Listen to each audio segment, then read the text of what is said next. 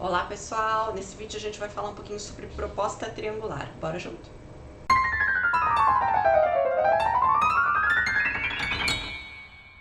Então nesse vídeo da sequência a gente vai falar um pouquinho sobre proposta triangular, né, que é uma proposta, como o próprio nome já diz, né, voltada para o ensino de arte. Mais especificamente a gente vai estar fazendo discussão de um capítulo desse livro, né, chamado Inquietações e Mudanças no Ensino da Arte. A gente vai estar discutindo o capítulo chamado Caminhos Metodológicos, né? Então eu vou compartilhar um pouquinho a tela com vocês aqui, a gente vai ler alguns trechos, vai fazer o comentário de algumas passagens desse texto, né? Então vocês já devem ter visto. Essa leitura é super sucinta, a gente vai continuar discutindo sobre proposta triangular na próxima semana, num próximo vídeo aqui na nossa disciplina, porque esse assunto é muito importante aqui dentro da nossa disciplina, eu acho que ele é talvez um dos mais relevantes dentro da nossa disciplina, porque a gente está falando, a gente vai falar, né, nesse vídeo e das próximas semanas aí, né, sobre uma proposta para o ensino de arte. E ela não é uma proposta qualquer, ela é uma proposta que até hoje ela embasa vários documentos oficiais voltados para o ensino de arte, né? Vocês já devem ter ouvido falar aí nas outras disciplinas que vocês frequentaram, por exemplo, sobre os PCNs, né? Os Parâmetros Curriculares Nacionais, que hoje em dia estão sendo substituídos pela BNCC, né? A Base Nacional Comum Curricular. Esses documentos todos, eles orientam as escolas, os professores de arte, sobre o que deve ser trabalhado dentro da disciplina de arte, né? Quais os conteúdos devem ser abordados, quais os procedimentos metodológicos devem ser adotados para se trabalhar nessa disciplina, né? E esses dois documentos que eu mencionei, né, os PCNs e a BNCC, embora a BNCC ela não se diga oficialmente, assim, né, baseada nessa proposta que a gente vai estudar agora, né, na proposta triangular, né, todos esses dois documentos que eu mencionei, né, eles têm fortes influências, eles recebem fortes influências da proposta triangular, que é essa proposta para o ensino de arte, sobre a qual a gente vai começar a conversar aqui, tá bom? Então esse assunto é muito relevante, é um assunto que nenhum professor de arte, ninguém formado aí nas áreas de artes pode se dizer não conhecedor, tá bom? Porque todos os documentos que orientam o funcionamento do ensino de arte na escola brasileira, hoje em dia, os PCNs e a BNCC, eles são baseados na proposta triangular, tá bom? Então vocês não podem não conhecer a fundo o que é essa proposta triangular, o que ela propõe para o ensino de arte aqui na escola brasileira, tá bom? Então, bora lá, vamos estudar um pouquinho esse assunto, tá?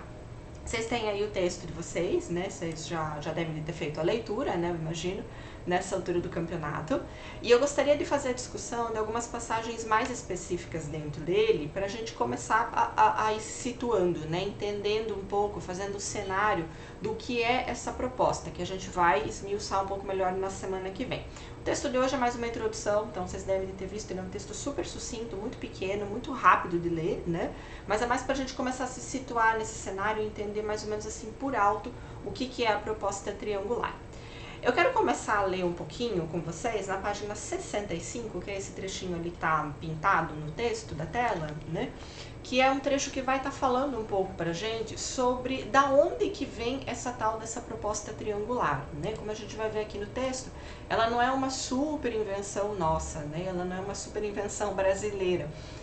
Ela, é lógico, vai ser construída dentro de um contexto histórico do ensino de arte e de um contexto que ele é mais global, né? Ele não é circunscrito só aqui ao nosso país, tá bom? Então, os antecedentes da proposta triangular, eles não nascem no Brasil, eles nascem fora do Brasil, né? Um pouquinho, então, isso que o texto vai estar falando ali pra gente nesse terceiro parágrafo da página 65, né? Deixa eu até conferir, 65. A minha edição do livro aqui é diferente da de vocês, então eu tenho que sempre olhar no PDF.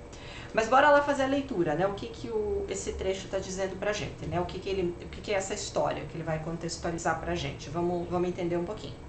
Esse parágrafo diz o seguinte: um dos movimentos surgidos naquela década, o texto está falando aqui da década de 1970, nos Estados Unidos. Então a gente está falando aí de um contexto histórico que já tem 50 anos acumulados, né? Então, um dos movimentos surgidos naquela década lá de 1970, mas dessa vez na Inglaterra, foi denominado Critical Studies. O que era essa proposta?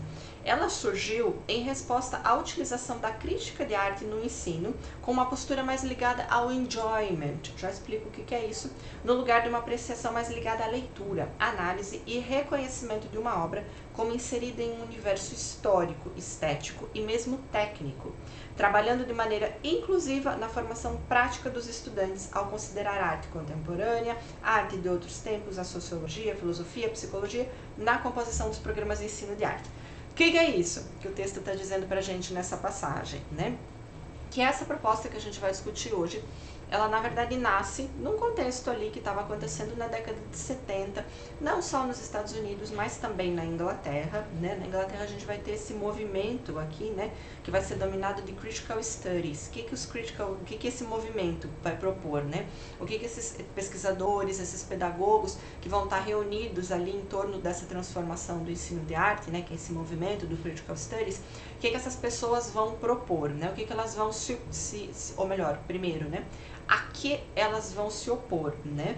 Elas vão se opor, né, como o texto está colocando aqui, àquele ensino de arte que trabalhava com arte só como uma forma de enjoyment, como uma forma de prazer, de curtição, de passatempo, né? Vocês devem de estar lembrados aí, a gente já fez essa discussão lá nas nossas aulas sobre história do ensino da arte, né? A gente já discutiu esse uso da arte como mera ferramenta de recreação, para os alunos se expressarem, para eles serem felizes, para eles, né, poderem se divertir, ter prazer, etc, etc. A gente já falou sobre isso lá nas nossas aulas sobre história do ensino da arte, né? Vocês devem de lembrar de qual momento a gente está falando, né? A gente está falando lá da década de 20, né? Desde a década de 1920, então, pelo menos, né, desde essa década, a gente já tem ali no ensino de arte essa ideia do, a disciplina de arte tem que ser esse lugar, esse espaço na escola, para os alunos, enfim, terem prazer, para eles poderem sair daquele momento chato, das disciplinas sérias, né? E poder se descontrair um pouco. Então, a gente também já viu, né, que a partir daí que a gente tem essa ideia da aula de arte como essa aula menor, né, como essa disciplina menos importante, né, porque ela trabalha só com a recreação, com esse enjoyment que o texto diz, né, com essa curtição, né. E isso é uma coisa que entra na escola lá desde a década de 1920, e vocês vão ver, né, a gente discutiu no nosso último conteúdo, quando a gente estava falando um pouco sobre pedagogias no ensino da arte, né, a gente entendeu qual é a corrente pedagógica que coloca essa ideia absurda e problemática dentro da escola, né? Que é justamente a pedagogia nova, que parte dessa ideia de valorização do estudante, de reconhecimento do aluno como centro do processo de ensino. Então, se o aluno tem que estar no centro do processo, bora lá, vamos ver o que são as necessidades, o que são os desejos da criança, vamos fazer só aquilo que é desejo da criança, né? E nesse sentido a gente vai ver que as artes também vão ser usadas como uma ferramenta, né? Como uma forma de deixar o ensino de matemática, de português, de história, de física, né? Por exemplo, menos tedioso, né? É o que o professor de física faz lá quando ele usa, por exemplo, música para os alunos decorarem as fórmulas de física ou as fórmulas de matemática e etc, né? Então a arte fica sempre sendo usada como uma ferramenta para a curtição dos alunos, né? Então, como a gente viu, herança lá da década de 1920, herança da pedagogia nova, né? E o Critical Studies, né, esse movimento aqui da Inglaterra, década de 70 já, vai estar se opondo a esse ensino de arte que é baseado aí no enjoyment, só na curtição. E o que ele vai propor, então, no lugar disso, né? O que eles vão propor de mudança no ensino de arte, né? É uma apreciação mais ligada à leitura, à análise e reconhecimento de uma obra, ou seja, agora você vai pegar as obras artísticas para fazer apreciação, para fazer leitura, para fazer análise, né? Ou seja, você não vai simplesmente deixar lá a tinta na mão do menino e aí vai lá, pinta, faz o que você quiser só para você se expressar, né? Para você falar abertamente sobre você, para você fazer uma coisa que você gosta, para você ter prazer. Não! Agora a gente se foca na leitura de obras de arte, né? Na análise, no estudo das obras de arte, né? Ou seja, não é mais aquela aula pura curtição, né? E ainda, né, o texto diz, vai se trabalhar no reconhecimento de uma obra como inserida em um universo histórico, estético e mesmo técnico. Ou seja, você vai, a partir da aula de arte, fazer o aluno entender que aquilo que a sociedade dele produz em termos artísticos tem uma história, tem todo um contexto, tem até mesmo habilidades técnicas que precisam ser dominadas, né? Repara, é tudo muito, muito, muito, muito diferente do que a gente tinha ali na década de 20, né? Em que você sequer levava obras de arte para dentro da sala de aula, porque imagine, a arte adulta vai poluir o imaginário das crianças, esse imaginário virgem, super criativo. A gente não pode impor a forma de fazer arte dos adultos, porque as crianças já não vão mais ser plenamente livres, plenamente criativas, elas vão querer reproduzir aquilo que o mundo adulto faz. Então a gente não pode, né? A gente tem que manter a virgindade da imaginação infantil, né? Como se isso fosse possível, né? Na verdade é uma grande balela,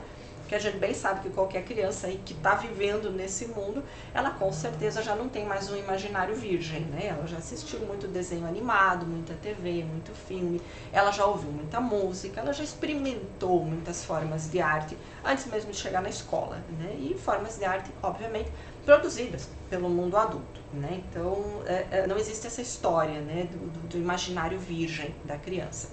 E o que você vai se buscar, né, o que vai ser buscado ali a partir da década de 70 com o Critical Studies é justamente isso, fazer o estudante entender aquelas coisas que ele experimenta aí no seu dia a dia em termos artísticos e entender que tudo isso tem uma história, tudo isso tem um contexto, tudo isso é fruto de um trabalho técnico do artista, né? Então você vai levar a arte para dentro da sala de aula, que era uma coisa que você não tinha ali, né, na década de 20, né, nessa ideia de você vai poluir o imaginário infantil. Bom, então repara que a gente já está falando aqui de uma reviravolta, né? A gente já está falando um pouco sobre o cenário ao qual a gente vai estar se opondo, né? Ao qual essas correntes aí que a gente vai estar discutindo vão se opor, né? Pois bem, aí o texto continua ali nessa mesma página que a gente está, né? Nessa página 65, situando a gente ainda, né, sobre esse contexto histórico, né, do surgimento aí da proposta triangular aqui no Brasil, né.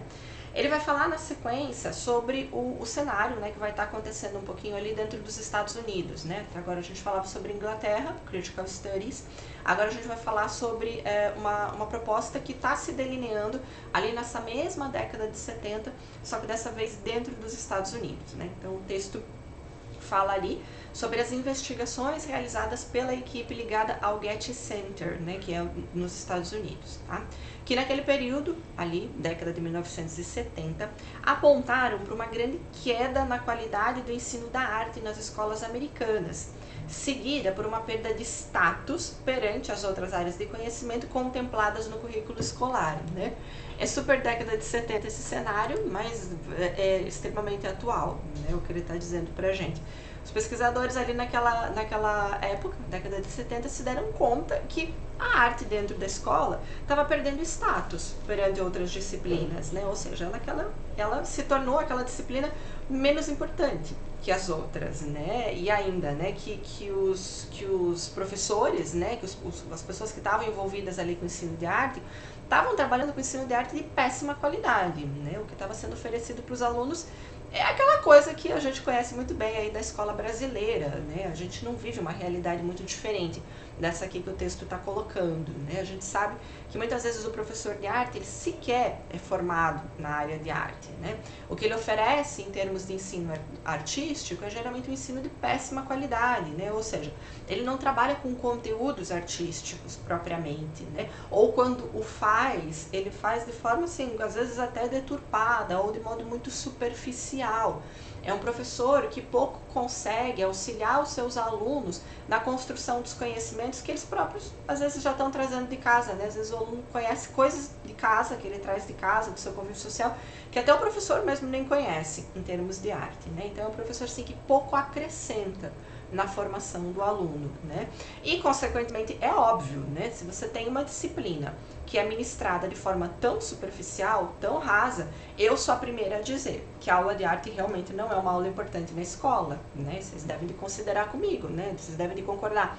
na verdade, comigo, né? Se você tem ali um professor que está fazendo qualquer coisa no tempo da aula de arte, que simplesmente deixa o tempo livre para os alunos irem assistir um filme qualquer, sem fazer qualquer comentário sobre aquele filme, sem fazer qualquer análise, ou então que simplesmente libera os alunos para, sei lá, fazerem um desenho livre ou qualquer outra coisa do gênero, né? Você concorda comigo que o trabalho que esse professor está fazendo, ele é absolutamente desnecessário, né? Porque esse tipo de coisa qualquer criança faz, né? Fora de casa, fora da escola, em qualquer outro espaço, né? Não precisa estar ali numa aula de arte para fazer essas coisas, né? Então, eu concordo que uma aula de arte nesses termos, de fato, ela é muito pouco importante e aí está super justificado, né? O que a escola geralmente, o que os professores na escola geralmente falam, né? Que existem disciplinas muito mais importantes que a disciplina de arte, né? Porque é lógico, uma disciplina de arte mal feita, ela realmente não tem relevância nenhuma para os alunos, né? Pois bem, então os pesquisadores ali, né, voltando no texto, desse Getty Center, né, eles chegaram nessa constatação, né, que o ensino de arte ali nos Estados Unidos estava, né, sucateado, que é esse negócio que a gente também vê ainda hoje na escola brasileira, né. E o texto continua.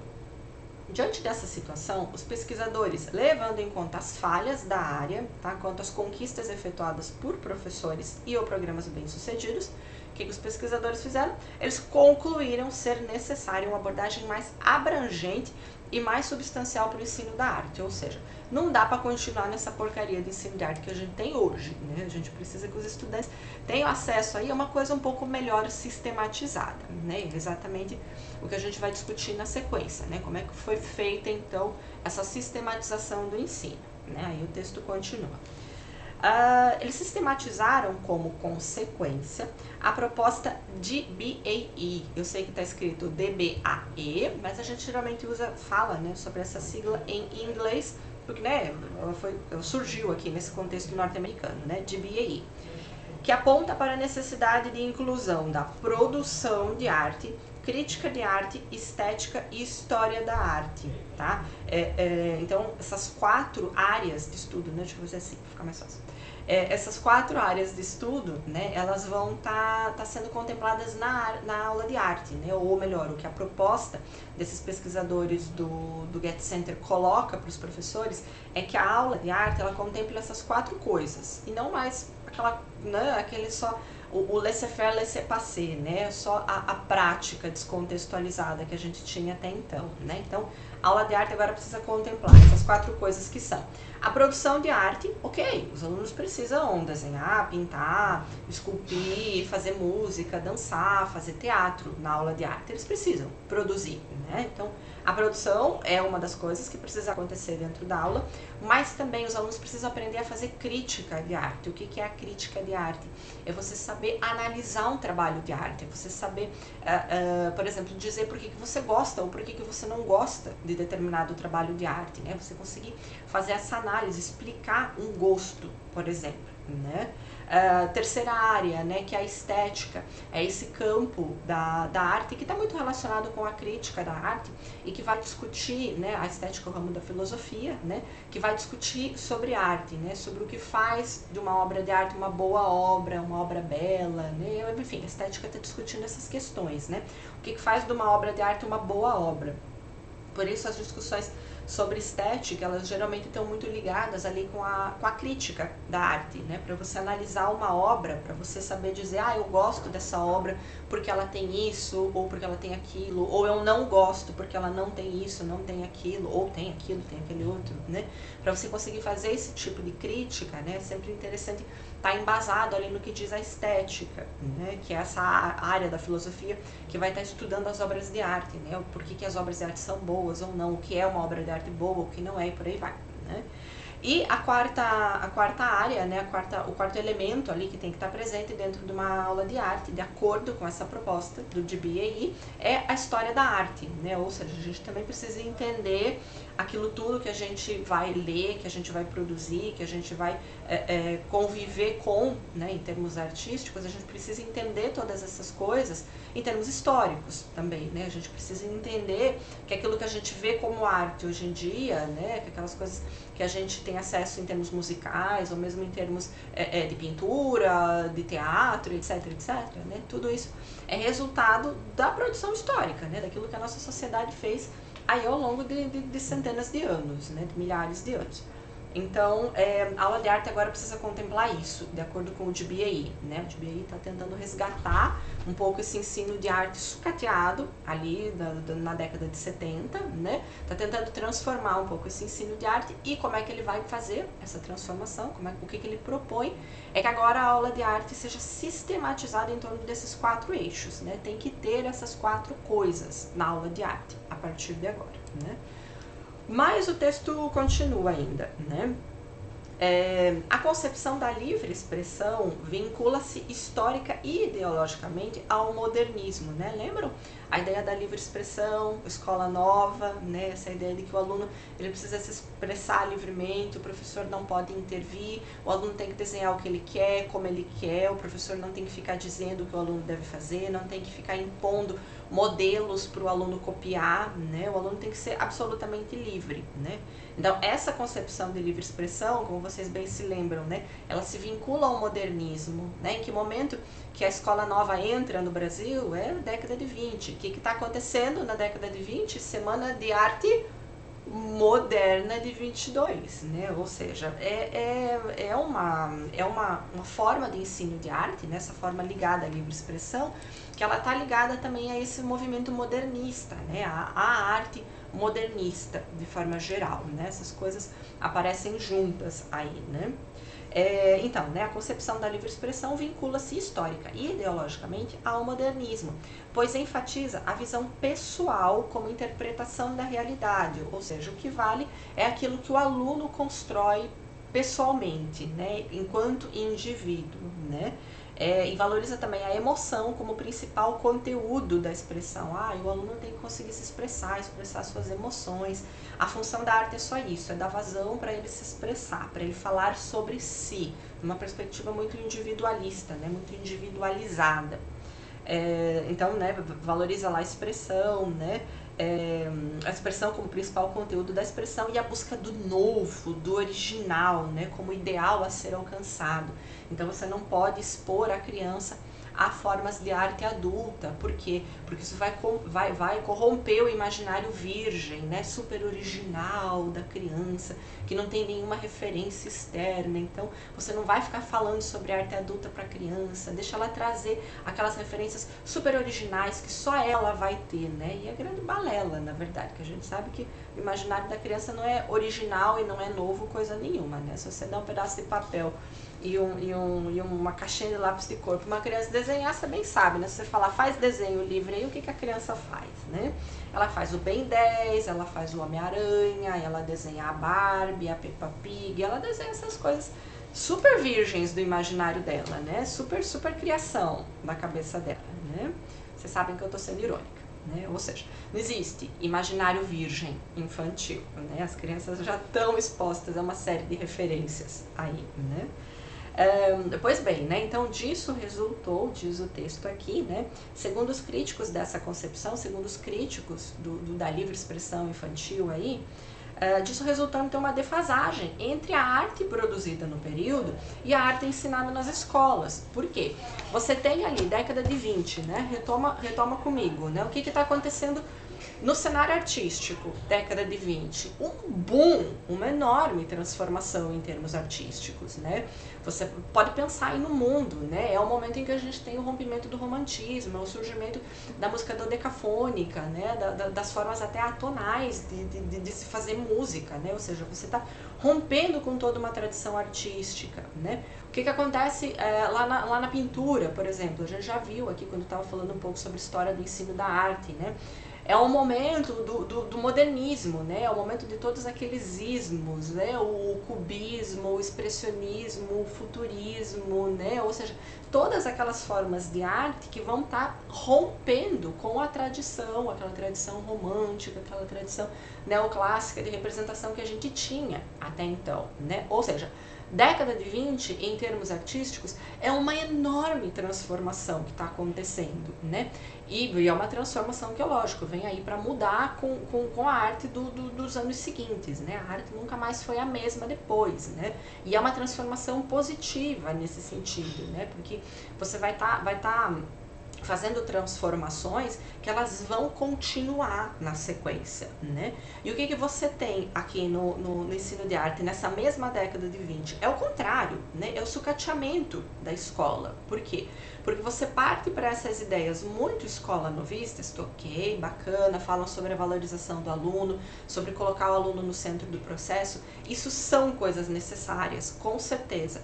Mas o que a gente tem como consequência é o sucateamento do ensino, né? É uma superficialização dessas discussões que vai levar o ensino de arte a ser entendido como essa disciplina, essa área do conhecimento na escola, que vai estar trabalhando só com a livre expressão do aluno. Então você tem que deixar o aluno sozinho, livre, você não pode intervir, você não pode ensinar nada para ele tem que simplesmente se expressar sozinho, né?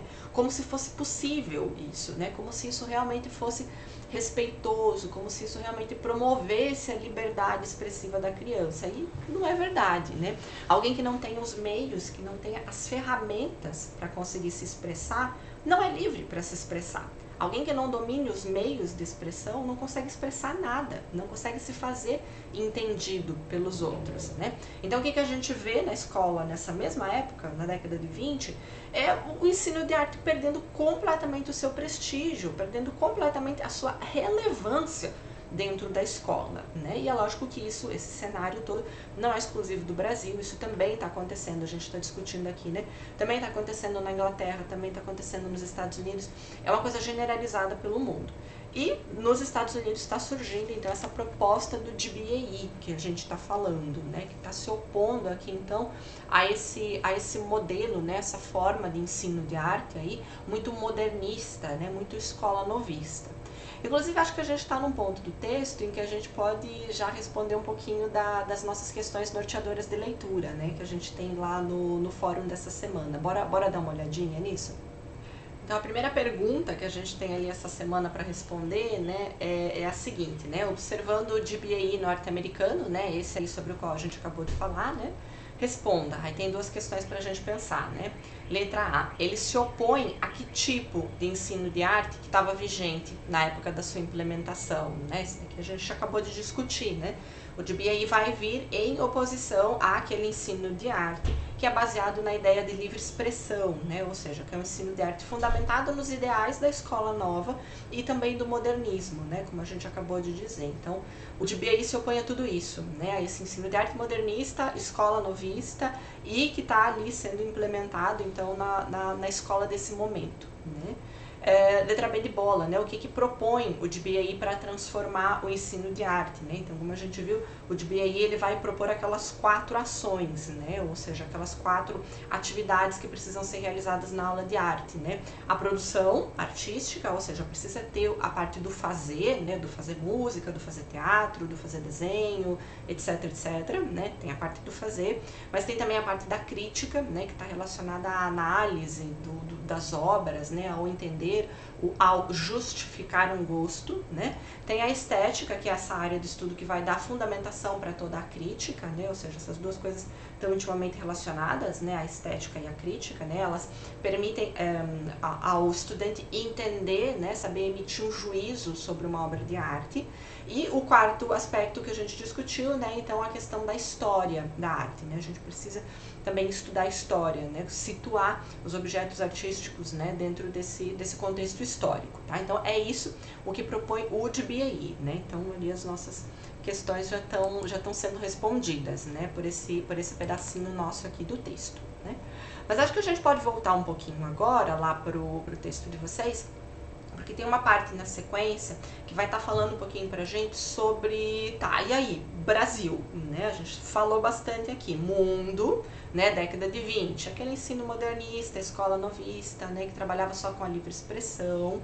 Aí veio década de 70, Inglaterra, Estados Unidos, nesse ensino que tá aí na escola, né, muito livre expressão, não tá legal, sucateou a nossa disciplina, já era, né, esculhambou com o nosso esquema aqui, a gente já não é mais respeitado, não é mais reconhecido pelos nossos pares, né, então precisa mudar essa situação.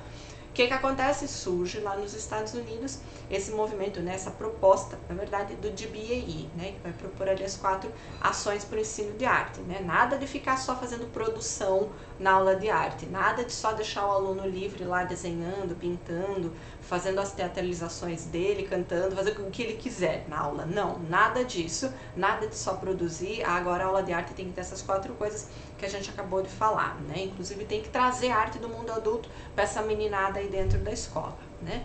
Maravilha. E Brasil, né? Como é que essas ideias vão chegar no Brasil? Ou quando, né? Com que cara que elas vão vir? É um pouquinho o que está dizendo, então, o texto na sequência, ali pra gente, né? Então, o texto diz ali no último parágrafo dessa página mesmo, né? Que dos anos 90 em diante, né? Ou seja, a gente já vai ter a chegada aí dessas ideias um pouquinho mais tarde no Brasil, né? A partir dos anos 90.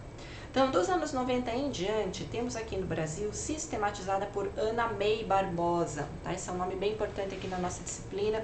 Semana que vem a gente vai discutir um texto da própria Ana May Barbosa, né, falando sobre proposta triangular, ela que é a criadora dessa proposta, né, então a gente vai chegar nesse texto na semana que vem, né, mas, ok, década de 90, então, Ana May Barbosa, né, traz aqui para o Brasil uma concepção de construção de conhecimento em artes, denominada Proposta Triangular do Ensino da Arte, que é esse negócio que a gente está estudando aqui hoje, tá bom? Então a Ana May traz essa proposta para o Brasil.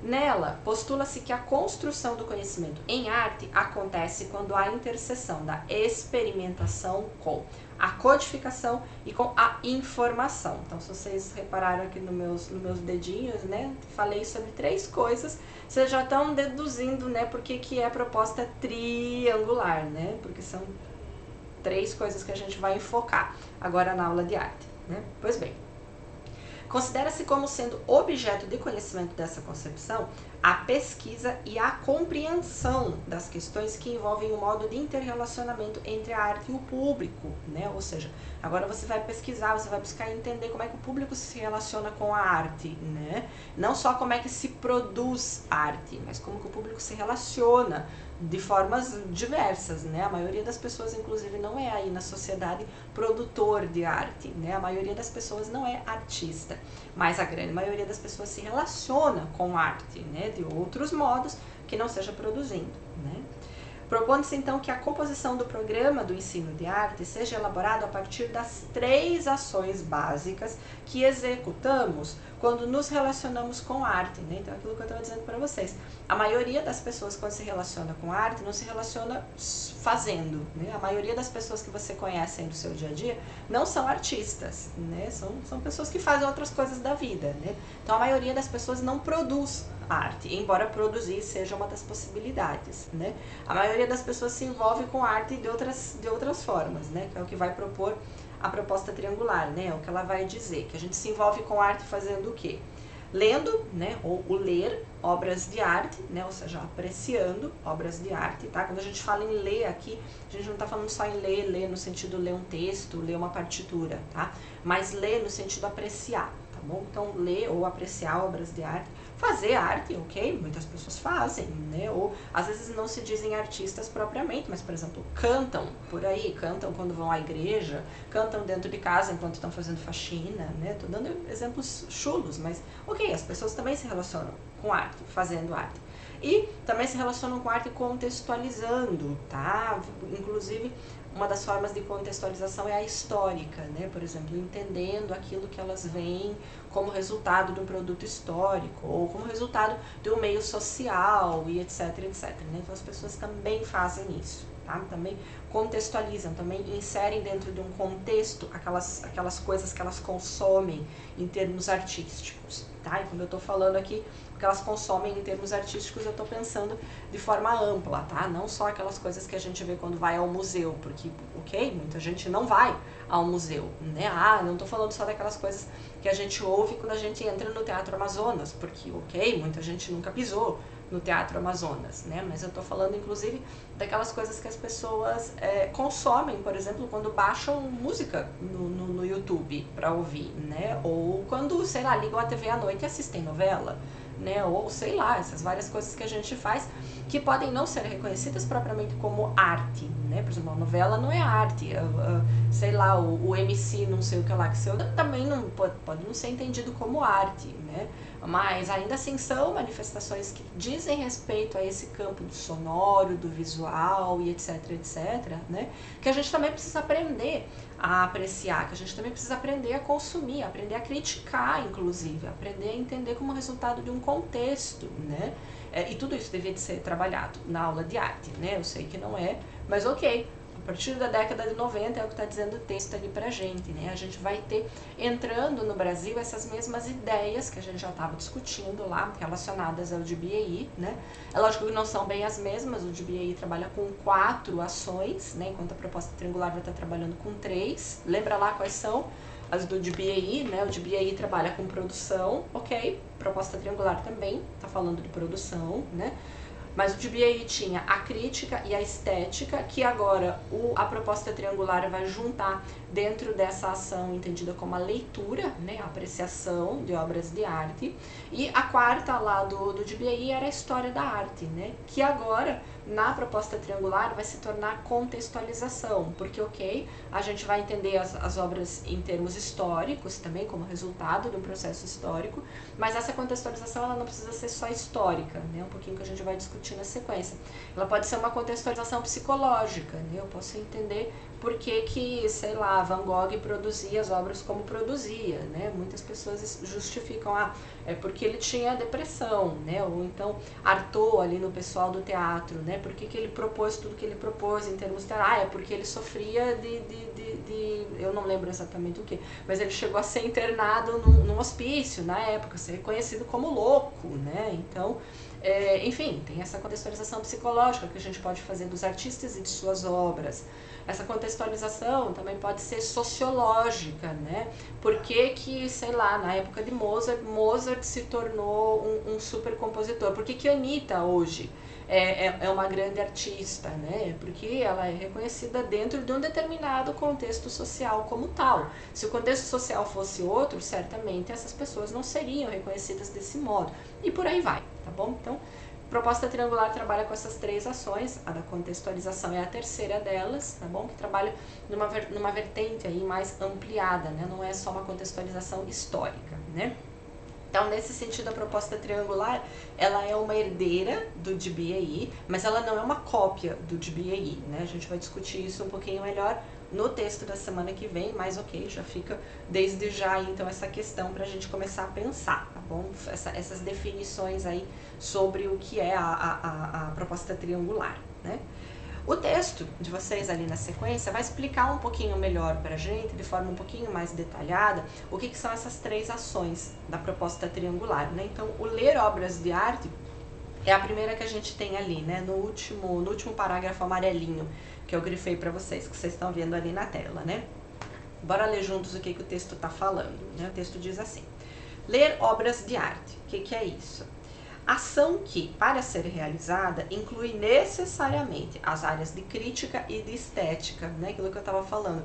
2 áreas que estavam separadas lá no DBAI, agora a gente junta elas aqui na proposta triangular, né?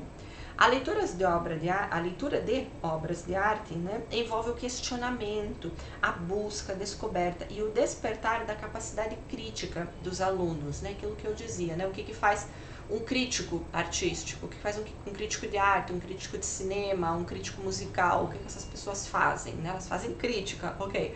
E o que é fazer uma crítica a uma obra de arte, né?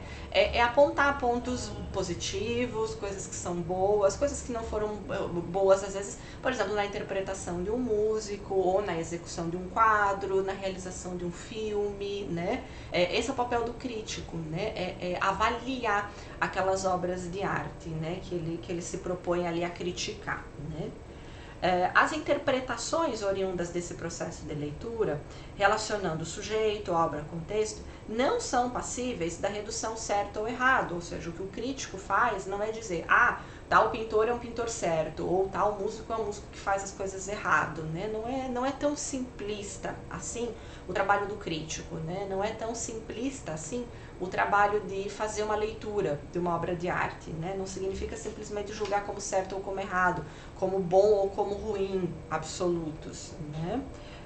Mas as obras, né, elas podem ser julgadas por critérios tais como pertinência, coerência, possibilidade, esclarecimento, abrangência, inclusividade, entre outros, né? Você, quando vai avaliar se uma música é boa ou ruim, você não avalia essa música é certa ou é errada, mas você avalia, ela é, por exemplo, agitada ou é calma, ela é adequada para, sei lá, uma liturgia religiosa ou não, ou ela foi muito inadequada nesse contexto, pois essa era uma peça que deveria, sei lá, servir como trilha sonora para um filme e ela não se encaixa, entende? É esse tipo de coisa que a gente discute quando a gente vai fazer crítica, quando a gente vai fazer análise de uma obra, né? Não é simplesmente discutir certo ou errado, né?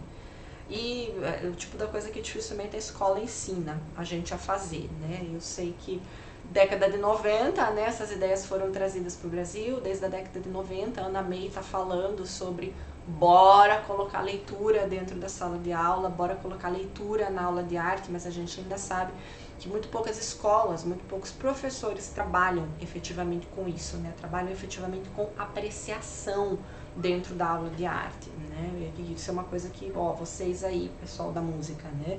Vocês aprendem a fazer esse tipo de coisa nas aulas de vocês, nas aulas de análise, nas aulas de linguagem e estruturação, nas aulas de percepção, enfim, nas várias disciplinas que vocês aprendem, que vocês têm durante a formação de vocês, né? Vocês aprendem a fazer leituras de obras, a fazer análise de música, a fazer esses processos de leitura que a gente chama, né? Então vocês precisam levar isso para dentro de sala de aula, né? Isso daqui é urgente da gente fazer, né? Os alunos não podem só ficar naquela ideia do produzir sem entender o que os outros em volta no mundo estão produzindo, sem entender, sem saber ler o que eles próprios produzem, sem saber avaliar aquilo que eles próprios fazem, né? Essa é a grande queixa de muitos professores de instrumento, né? Meu aluno não sabe avaliar, ele toca tudo errado, ele toca tudo feio, tudo inexpressivo, e ele não sabe perceber que isso está acontecendo, né? Mas espera aí, em que momento a gente foi ensinado a fazer isso, né? Em que momento a gente aprendeu a fazer, a escutar, a analisar, a conseguir apreciar música tocada pelos outros, né? Então é bacana, bora lá, né? Não seja você esse professor que atira a pedra, mas que pouco dá a mão pro seu aluno e o ajuda nesse processo, né? Então, só terminando ali, o texto diz assim, né, pra gente. Segundo Ana May, é importantíssimo ressaltar que o objeto de interpretação é a obra e não o artista, né? É muito comum a gente às vezes fazer leitura de obra de arte pensando assim, e quais foram as intenções do artista? Será que o artista quis fazer parecer que essa música ela ia ser triste? Não interessa, né? O que a gente analisa no analisar uma obra é a obra, né? É o material. Não é fazer especulações sobre o que o artista gostaria ou não gostaria. O artista já era, ele já se desprendeu da obra dele há muito tempo, né? Então, ficou a obra pra gente, ficou ela ali com a qual a gente vai se relacionar e buscar entender, né? Então, é importante ressaltar que o objeto de interpretação é a obra e não o artista, não justificando processos adivinhatórios na tentativa de descobrir as intenções do artista, né? Então, o que a gente faz quando faz leitura de uma obra de arte, não é ficar pensando, quais seriam as intenções do Beethoven? Como é que o Beethoven gostaria que eu tocasse essa partitura dele? Será que o Beethoven ia gostar que eu fizesse esse forte em sei lá, 2000 decibéis ou esse forte em 200 decibéis? Não interessa, tá bom? O Beethoven já foi, o que ficou foi a partitura. Agora a gente estuda a obra e a gente faz a nossa leitura a partir daquele material que ficou ali, né? Então, essa ideia é interessante para a gente discutir, né? Não são as intenções do artista que a gente está pensando, mas a gente está avaliando a obra em si, tá bom? O texto ainda segue falando um pouquinho pra gente sobre o fazer, né? Eu sei que dispensa explicações, mas é legal a gente dar também uma discutida sobre isso, né? Porque aqui a gente vai ter embutido uma outra questão que é um pouco polêmica, talvez vocês tenham experimentado isso na escola em algum momento aí da formação de vocês. Então vem cá comigo, eu não sei em qual página que vocês estão aqui, como é que é o número, vocês estão na 69, tá bom? Vou ler lá o comecinho da página 69, junto com vocês. Ali a gente tem uma explicação sobre o fazer arte, né? O que é isso? É a ação do domínio da prática artística, né? Como, por exemplo, o trabalho de ateliê, né? É aquilo que você faz normalmente numa aula de arte, né? O que se faz normalmente numa aula de arte? O que não dá para faltar numa aula de arte, né? Numa aula de arte convencional? Tem que pintar, tem que desenhar, tem que fazer colagem com sucata, tem que fazer todos esses clichês que os professores de arte geralmente fazem, né? Ou seja, é a prática mesmo. Se a gente for pensar no caso da música, é o tocar, é o cantar, é o fazer, é o compor, né? É o improvisar, é a prática, né? É o botar a mão na massa da coisa, né? Mas o texto continua, na verdade, trazendo uma outra problematização pra gente, né? Que é muito própria do campo das artes visuais, tá bom? Então talvez vocês se identifiquem com isso que vai estar sendo falado aqui, tá? Segundo a análise Dutra Pilar, muitos professores, em nome da proposta triangular, estão no momento do fazer artístico trabalhando releitura como cópia. Não sei se vocês já passaram por alguma escola em que o professor pediu para vocês fazerem uma releitura, né? Talvez enquanto alunos vocês já tenham visto isso, talvez enquanto professores ou às vezes fazendo estágio, vocês também já tenham visto alguma coisa parecida nas escolas, né? Não sei se vocês já ouviram essa palavra, releitura, mas talvez vocês já tenham passado, por exemplo, numa exposição de trabalhos na escola, né, tipo assim, pelo corredor, assim, e talvez vocês já tenham visto, assim, desenhos das crianças, por exemplo, desenhos lá da 7ª série, aí vocês veem lá uma série de abapurus, já viram? Sabe o que é o abapuru, né? O quadro lá da Tarsila do Amaral, né? Aí tem lá o desenho do Zezinho, da Mariazinha, lá um monte de abapuruzinho, né? Você olha assim, você olha a parede cheia de trabalho de criança, você fala, eles estavam trabalhando com o abapuru da Tarsila do Amaral, né? Aí você vai ver lá, às vezes, um monte de Mona Lisazinha, ou um monte de obras que você, eu sei qual foi a obra que eles estavam discutindo na sala, né? Por quê? Porque todo mundo na sala tá fazendo cópia, né? Todo mundo, o professor botou lá a obra para discutir com os alunos e bora lá, meninada, bora copiar esse quadro agora, né? E muitos professores chamam isso de releitura, né? Não sei se vocês já ouviram falar sobre esse termo, né? Eu tinha uma professora década de 90, quando eu estava na escola, tá? Bem isso aqui que a gente está falando.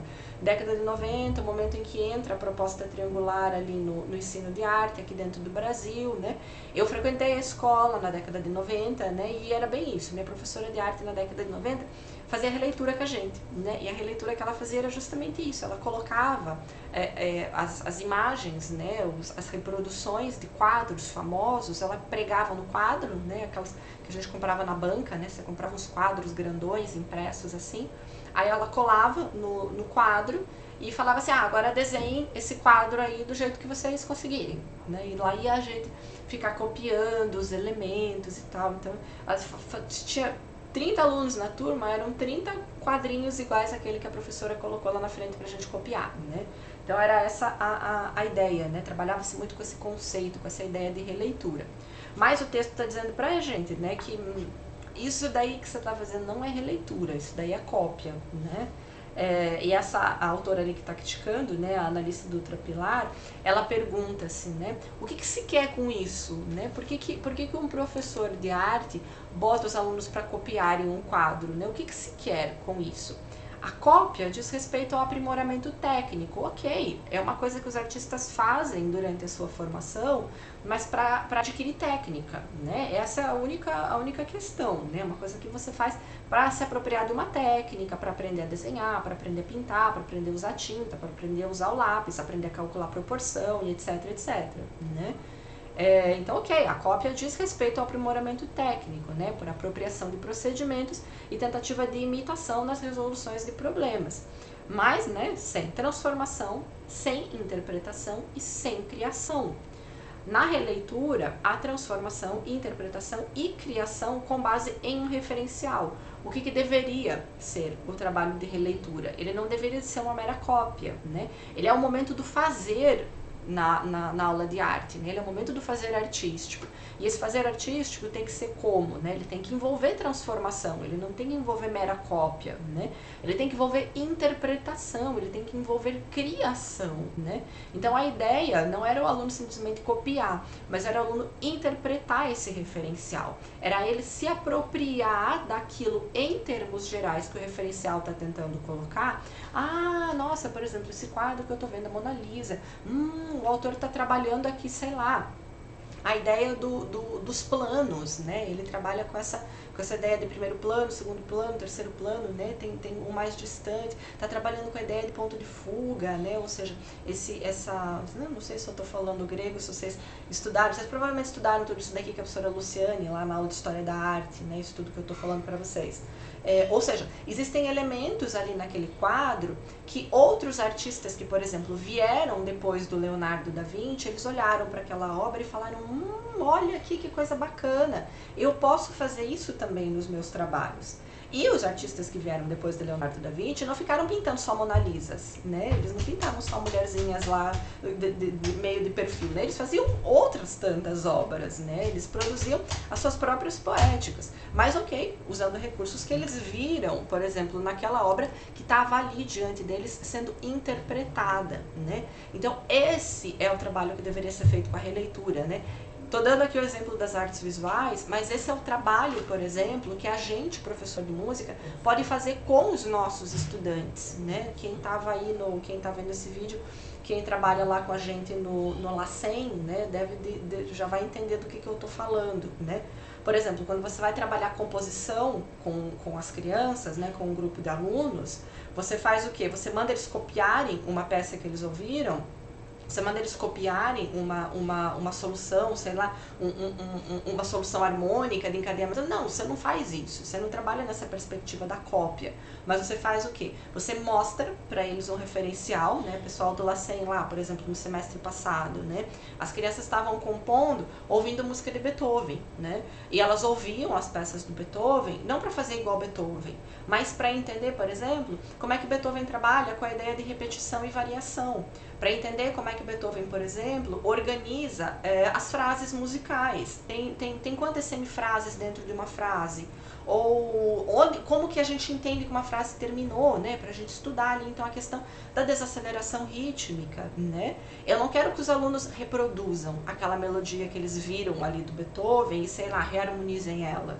Ou eu não dou para eles uma melodia pronta no soprano e quero que eles criem um baixo. Ou seja, eu não estou trabalhando numa perspectiva fechada de reprodução ou de respostas limitadas que a criança pode dar, né? Eu digo, componham, criem aí a melodia de vocês, mas bora lá, vocês podem usar os recursos que Beethoven usou, por exemplo, né?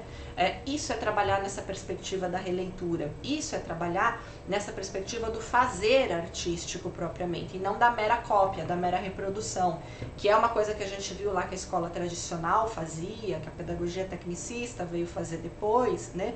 E que é lógico que também não nos leva para um lugar interessante, né? Porque o aluno que simplesmente reproduz, que simplesmente copia, também está aprendendo muito pouco sobre arte. Ele aprende a dominar uma técnica, aprende a entender o que outras pessoas antes dele fizeram, mas ele não aprende a ele próprio criar as suas soluções, ele não aprende a ele próprio também fazer a arte, né?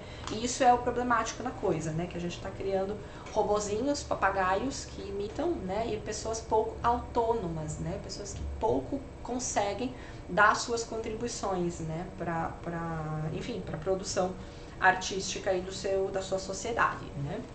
Então, voltando ali no texto, né, a releitura não é cópia, né? Ambas são atividades de ensino, né? A releitura e a cópia. Mas uma é da ordem da reprodução, a cópia é só reprodução, né? E a outra é da ordem da criação, né? A releitura, né?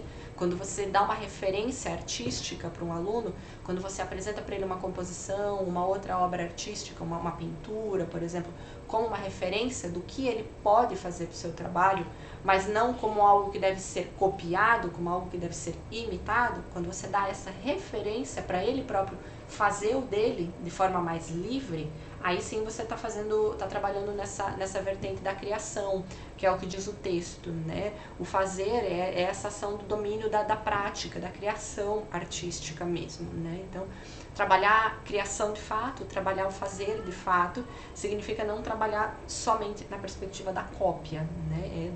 É dar vez e voz para que o aluno também crie, né? De forma mais autônoma. Aí terminando, né, o texto tá trazendo pra gente ali, então, lembra? Proposta triangular, são 3 ações, né? A primeira a gente já discutiu, é a leitura. A segunda, estamos falando do fazer agora. E a terceira, a gente vai começar a falar então agora sobre a contextualização, tá bom? Só um parênteses, a gente vai falar isso um pouquinho melhor na semana que vem, mas eu acabei de falar pra vocês. Primeira é isso, segunda é aquilo, terceira é aquilo. Então, só assim, uma ressalva, tá bom? Quando eu falo em 1, 2, 3, primeiro, segundo e terceiro, eu não tô querendo falar que necessariamente tem que ser nessa ordem. Ou seja, que o professor tem que começar uma aula fazendo leitura, depois ele tem que fazer uma proposta de prática e ele tem que terminar fazendo contextualização. Não é um passo a passo, tá bom? A proposta triangular ela não é uma metodologia fechada. O professor escolhe a ordem em que ele quer trabalhar essas coisas, o tempo que ele vai ficar trabalhando cada uma dessas coisas, mas a questão é, tem que ter essas 3 coisas na aula de arte, tá bom? A gente não concebe mais uma boa aula de arte hoje, né? Desde a década de 90, a gente não concebe mais uma boa aula de arte como uma aula que só tem prática, tá bom? Então você aí, professor de música, se você só trabalha com prática na sua aula, desculpa, se você só trabalha com tocar, com cantar, com compor que seja, né? Você já tá, nossa, se você tá compondo, você tá sendo assim super uau, tá? Você tá sendo super inovador. Mas se você só faz isso na sua aula, lamento informar, tá bom? Mas você tá vivendo a década de 1920 ainda, tá bom? Que desde a década de 70, 90 ali, a gente já transformou esse paradigma de ensino, né? Hoje em dia, uma boa aula de arte tem essas 3 coisas, uma boa aula de música tem que ter essas 3 coisas, tá? Ler, fazer e contextualizar. Tudo bem que não precisa ser toda a aula, mas isso a gente conversa melhor na semana que vem, tá bom? Então, bora lá, vamos entender um pouquinho o que é a contextualização que a gente estava falando, né? O texto diz assim, contextualizar. Ao contextualizar, estamos operando no domínio da história da arte e outras áreas de conhecimento necessárias para determinado programa de ensino. Ou seja, geralmente quando a gente pensa em contextualização, é que a gente pensa em contextualização histórica, né? Ah, eu vou contextualizar uma obra de arte para minha turma. O que eu vou fazer? Eu vou falar sobre a história, né?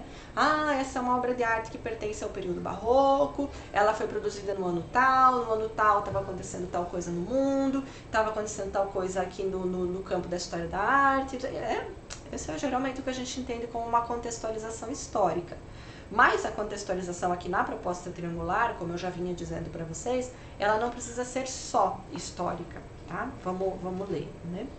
Assim, né, com a contextualização, estabelecem-se relações que permitam a interdisciplinaridade no processo de ensino e aprendizagem, né? Por exemplo, quando você discute sobre história do ensino da arte, você obviamente está fazendo uma relação interdisciplinar ali com a aula de história, né? Com aquelas coisas que os meninos estudam lá, por exemplo, sobre o que acontecia no período barroco, né? Sobre as transformações lá da igreja, o surgimento do protestantismo, enfim, né? Todas aquelas coisas que se estudam em outras disciplinas, né? Como por exemplo a história.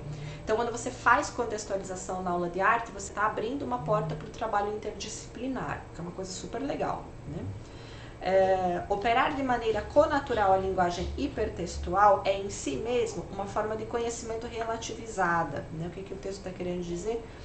Com operar de maneira connatural a linguagem hipertextual, né? A linguagem hipertextual é essa linguagem das artes, né? Ela é uma linguagem que estabelece relações, né, com outras coisas fora de si, né? Então, trabalhar com arte, né, o que o texto está dizendo, né, é connatural, né? Ou seja, é indispensável para você trabalhar com arte, você está fazendo isso, né? Você está entendendo que a arte é uma linguagem que se relaciona com outras coisas no mundo, né? Ou seja, é uma forma de conhecimento relativizada. Você só consegue entender a arte se você relativizar ela, se você entender ela como parte de um contexto, né? Por exemplo, a obra lá do Duchamp, o Mictório, né? Vocês conhecem, né? O Duchamp botou o Mictório no museu, né? A gente só entende aquilo como uma obra artística se a gente conseguir contextualizar ela, se a gente conseguir entender ela dentro de um contexto histórico, dentro do momento artístico que se vivia naquela época, né? Então, você só consegue pensar a arte dentro desse contexto relativizado, né? E daí o texto continua, né? Pois pode ser subjetivamente e ou socialmente construída, né? A arte é esse troço. Que ok, você constrói subjetivamente, mas você também constrói ela em termos sociais, né? Você também sempre entende a obra como algo inserido dentro de uma sociedade, dentro de um momento histórico, né? Nas relações entre o produtor e o público, né? A obra de arte é sempre essa coisa que se dá num contexto, né? Em síntese, é o que o texto está dizendo pra gente, né? Isso permite praticar uma educação em direção à multiculturalidade e à ecologia, né? Ou seja, a ficar estabelecendo relações com outras áreas, né? Como, por exemplo, a ecologia. A gente pode muito bem usar uma obra de arte para falar sobre questões que não são simplesmente arte, né? Então é isso que o texto está dizendo para a gente, né? Quando a gente trabalha com contextualização, a gente está colocando as obras que a gente vai levar para dentro de sala de aula, para mostrar para os nossos alunos, para fazer os nossos alunos lerem.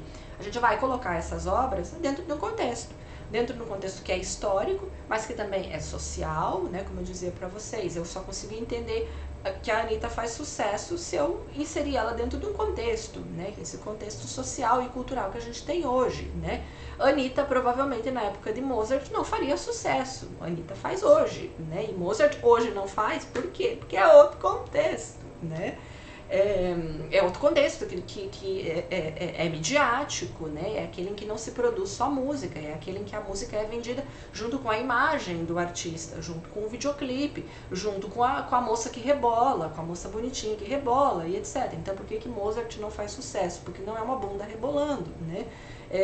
Mas por que a Anitta faz? É porque ela justamente atende a esses apelos mais midiáticos, né? Porque ela propõe, porque ela apresenta um produto que é multidimensional, ele não é só musical, ele também é visual, ele também é social, né? A gente bem sabe aí, né?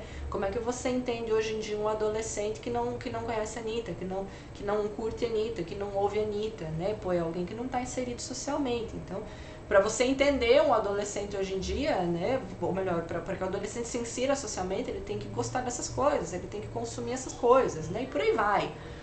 Então a gente não pode entender nenhum desses produtos, né, que a gente está considerando aqui como produtos artísticos ou produtos da indústria cultural, né, a gente não consegue entender eles desvinculados de um contexto, né, para a gente analisar se é bom ou não é, se a gente gosta, se a gente não gosta, para a gente conseguir fazer uma leitura desses objetos, a gente precisa entender eles dentro de um contexto que é histórico, que é social, que é cultural, que é comportamental, que é psicológico, que é, enfim, né.